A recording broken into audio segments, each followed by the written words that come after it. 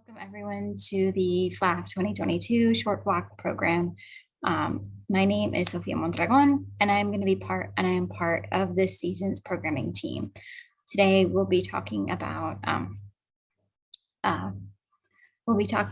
various different films, and we're going to be here with the filmmakers to talk about how the films all connect to one another. So my first question for the filmmakers today is what inspired you to make the films that you did?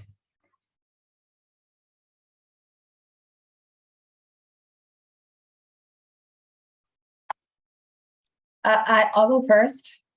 Hi, my name is Ashley. I made the film HEXEGETE PRÓLOGO, which is a very short. It was partly inspired by the text, which I did not write myself. It was written by my colleague and friend Yamil Maldonado, who is a poet and a writer. But it was also inspired by seeing all of this footage, colonial propaganda that was filmed here in Puerto Rico around the 40s and 50s, and how a lot of it is really stunning and beautiful footage, but it was used against us, really. It was used to push this colonial agenda of how being a colony of the United States was this wonderful thing for all Puerto Ricans when it really wasn't. And it is frustrating to see such beautiful, crisp footage be used in that way when a lot of the films that we were able to make in that time have decayed in quality, as in the footage itself, it's hard to get. A lot of the movies were not as advanced as those that the US made when they were here. And I thought it was a good idea to sort of grab that footage and make something myself about ourselves. And yeah. Manolo, I know you raised your hand. I was trying to be polite because I jump into everything without asking, but actually that's so powerful. I think that we are in the same line of wanting to tell stories of Puerto Rico and how the colonial status and rule has actually dictated how we live today. I guess I get to say that story through food. So I did a short called Mi Puerto Rico, El Ron, where we explore rum from 3 different points of view, which is from Los Cañaverales, the sugarcane fields, which nobody works in anymore, barely. The last one closed in the town that I grew up in Aguada, moving to the Serrayes distillery in Ponce, which is one of the oldest, and at its helm is Silvia Santiago, which is the first Latina female master distiller. And she's been there for over 45 years, and we get to learn about rum through her eyes and the importance of it. And then we go into El Viejo San Juan at top 50 bars of the world, La Factoria, and talk to one of its co-owners, Leslie Cofresi, about the repercussions that Puerto Rico has had because of many social, political, and economical issues, and how they are using that to strengthen the idea of just pushing out their agenda so more people can know about Puerto Rico through cocktails. So again, it's just, we're trying to also pick footage, historical footage from the past, and use it with the stuff that we're doing right now to tell a story about food and how the colonial status continues to affect us, but how it doesn't dictate who we are and our culture.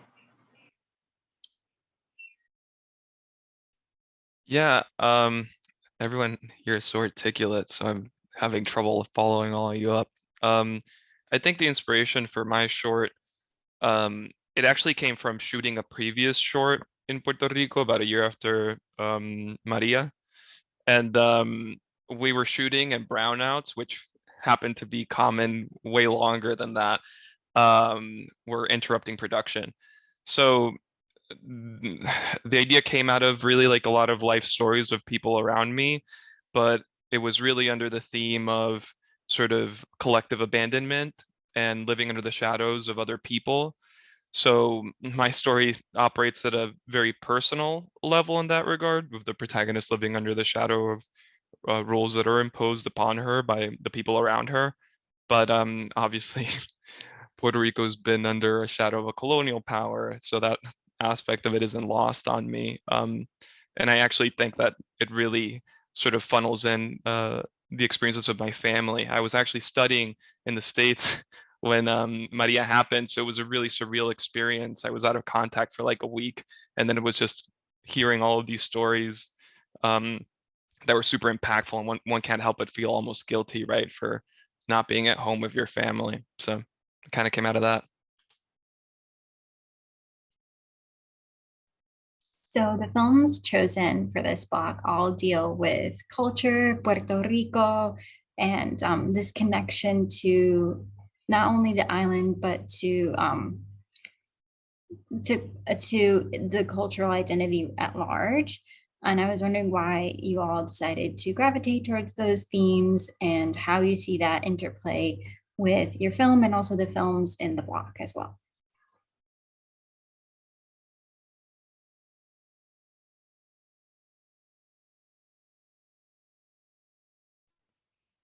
I'll jump in.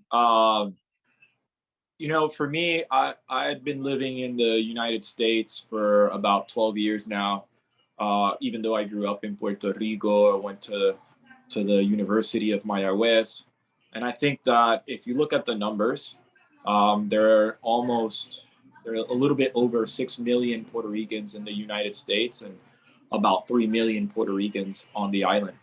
So that mentality of 100 by 35 miles is transferred to wherever you are going in the United States. And I think that to maintain that alive, we need to dig deeper into the history that we've been made to forgotten, or to the history that we've been made to be embarrassed from, or to the history that's actually been too painful to actually tell again.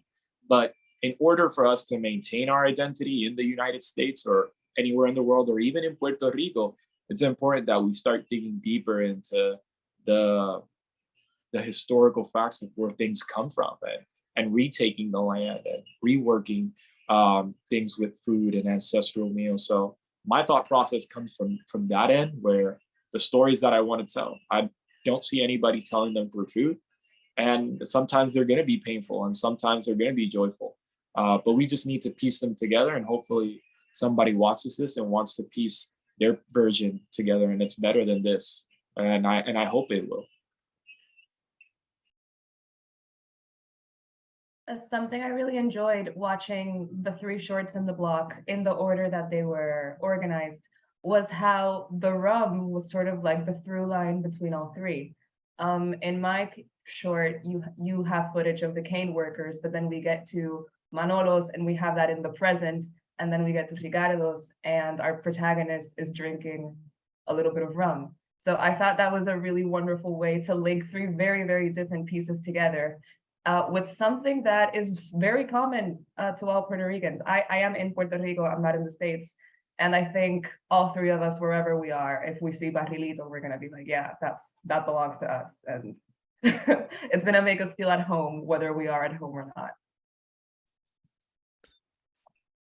Yeah, I mean, in terms of like how identity influences the work, I'm sure the other filmmakers in this panel probably agree with me, but I think it's it's more of a thing where I have trouble having it not find its way into my work, because I think growing up, I think the Puerto Rican identity is one that's in constant conflict, and it's in a generational conflict, you know, without getting overly political, but I mean, I guess you sometimes have to with these things. Like, the status of Puerto Rico is literally the manifestation of a national battle of identity, and we grow up with it, and it sometimes feels like sports teams.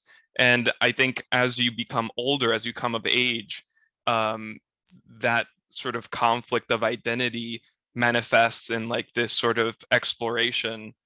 And so I'll write a piece that might not be this one, which is like, again, like a more intimate exploration of identity. And I always find that my characters are trying to figure out who they are and why they are. And that's sort of what I saw in all the pieces, like this, why am I and who am I? And I think there's a victory at the end, because I think that ultimately there's a lot of pride in being Puerto Rican. But it comes with the caveat of being like, we are fighters in a way, and there's this fight happening in the background of us, which is our sort of wanting to be acknowledged at a national stage. I don't mean to project, so anyone can interrupt me if I'm wrong, but yeah. No, I do think that Puerto Ricans are always fighting for their right to exist, because for so long we've been told that we don't. So yeah, I do agree with that sentiment. I agree with you also. I mean, you think about, like, to put us in the same context in food as North American food, like, what is that? Like, we have our own identity that comes from Spanish, African, and indigenous that really defines who we are. And I'm continuously fighting throughout the world to show that. And then it just gets belittled by just, the colonial status. But we keep on fighting for it. So I'm with you on that.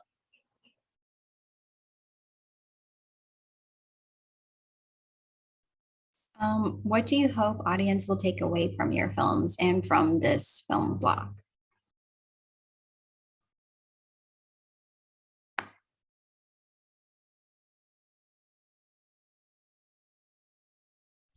Yeah, we want to change it up, Manolo, and I feel like you Yeah, always get go the ahead. pressure of, I'm gonna say something that actually might be sort of adjacent to my film, but I got the soapbox, so I might as well.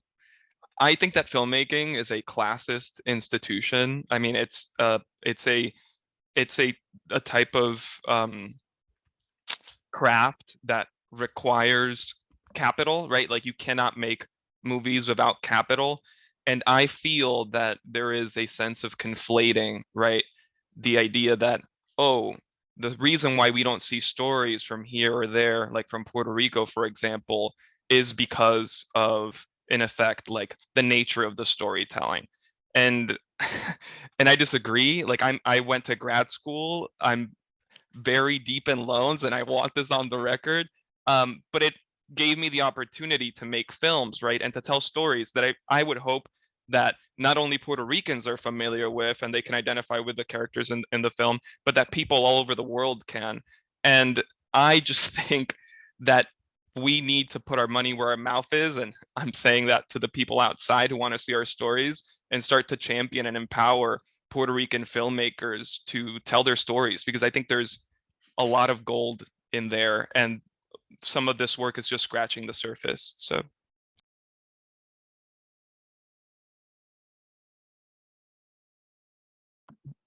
I think on that note, yeah, filmmaking is something that's always going to require material needs, because it's a very material art form. It's not like writing when you just need paper and pen. In my case, I've tried to find a way to make a movie without having a camera, which I don't have a camera. And I did what I could to do that. All of it is archival footage, except for maybe 2 things that I filmed on my phone and manipulated as much as I could to make it fit in with the rest of it. So yeah, there are many filmmakers in Puerto Rico who are struggling to get their work done. And it is also really discouraging that the funds that the government is trying to send over to filmmakers are never to Puerto Rican filmmakers. They're just trying to bring Hollywood productions to the island to make the island, well, the archipelago, look like, I don't know, Miami or wherever their movie is supposed to be set. So I was really struggling with the question, but sort of piggybacking off what Ricardo says, I think what I would want people to take away from the block is that in just these 3 shorts, there is a very wide range of the things that you can do in filmmaking and the types of stories that Puerto Ricans are telling right now.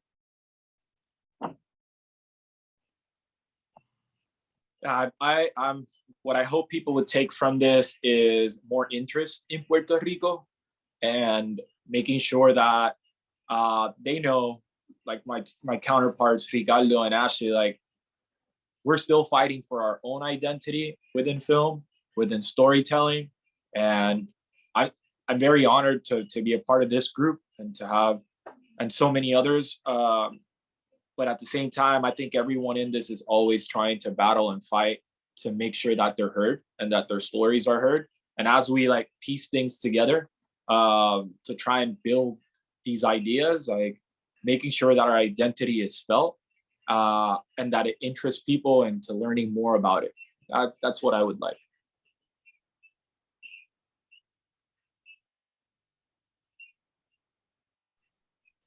So my final question is, which aspect of your film or the filmmaking process are you most proud of and why?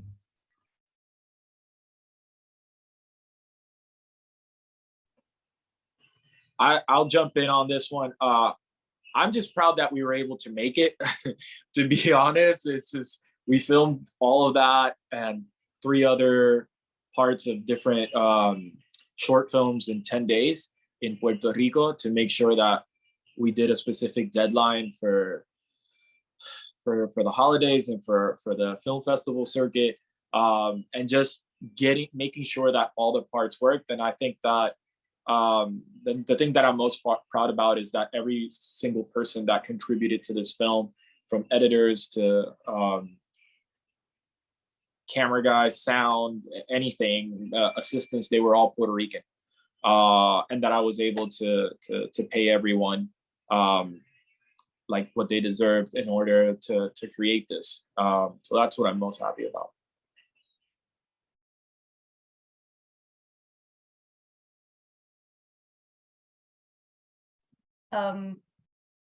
We made this short 2 years ago. We made it in 2020 and kind of launched it without any type of ceremony online, like, I made a thing and here it is. And it didn't occur to us to share it in different platforms until this year. And I'm really proud that usually when you make something as an artist and you look back on it a few years later, you kind of look at it and cringe.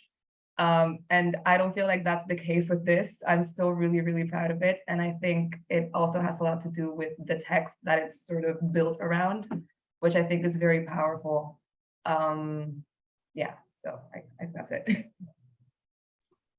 Yeah, I mean, I'm most thankful for the community. I mean, like, it takes a village to make movies, and it's, you go and make it, and I feel like filmmakers, I do at least have like heavy imposter syndrome. So it's always great to surround yourself with creative, talented people that share your values, and bringing people from all walks of life. And so I'm really excited about that. I'm also excited about the fact that I feel like movies are therapy. You know, you kind of put your dirty laundry out there sometimes, and sometimes in kind of surprising ways, and you hope that someone will identify with it. And I feel that even though in the post-production process I hated myself, which I always do with my movies, once this movie got out there, a lot of people from a lot of different walks of life ended up identifying with it. And that was really gratifying, because it's the people in this movie are the people that I've grown up with and have known all my life. So yeah. All right, so thank you all for sitting down and talking with me, and I hope you guys enjoy the PHLAFF 2022 Shorts Festival and the festival in general. So thank you so much.